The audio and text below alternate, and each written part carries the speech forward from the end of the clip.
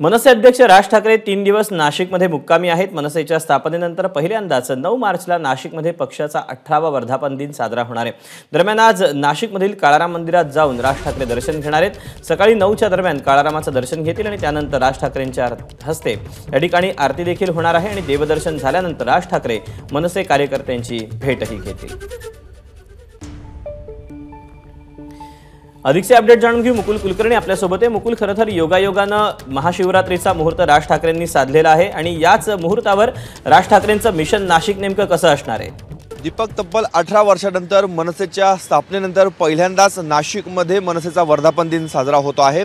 नाशिक हे असं एक शहर आहे ज्या शहराने मनसेला आपल्या कारकिर्दीमधला सुवर्णकाळ अनुभवायला दिलेला होता, कारण नाशिक महानगरपालिकेमध्ये मनसेची सत्ता होती।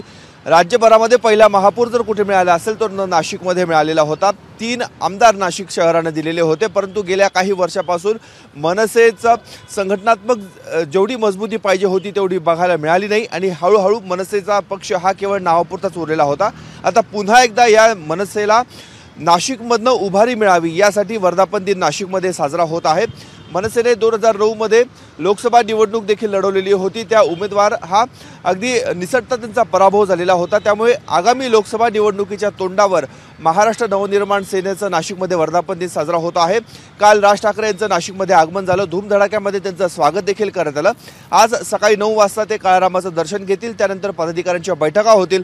सायंकाळी वेगवेगळ्या पक्ष कार्यालयांना त्यांच्या भेटी आहेत, कुठे उद्घाटनं आहेत आणि पक्षप्रवेश देखील केला जातोय। उद्या सकाळी 9 वाजता त्यांच्या उपस्थितीमध्ये मनसेचा वर्धापन दिन साजरा होतोय। मात्र या संपूर्ण कालखंडामध्ये ते मनसे कार्यकर्त्यांना, पदाधिकाऱ्यांना नेमका काय संदेश देतात, लोकसभा निवडणुकीच्या बाबतीत ते काय भूमिका आपली जाहीर करतात हे बघणं अत्यंत महत्त्वाचं आहे। परंतु राज ठाकरे आणि अमित ठाकरे हे नाशिकमध्ये आल्यामुळे कार्यकर्त्यांमध्ये एक वेगळाच जल्लोष बघायला मिळतोय। मुकुल, धन्यवाद दिलेल्या सगळ्या सविस्तर माहितीबद्दल। अपडेट जाणून घेतच राहू। एबीपी माझा, उघडा डोळे बघा नीट।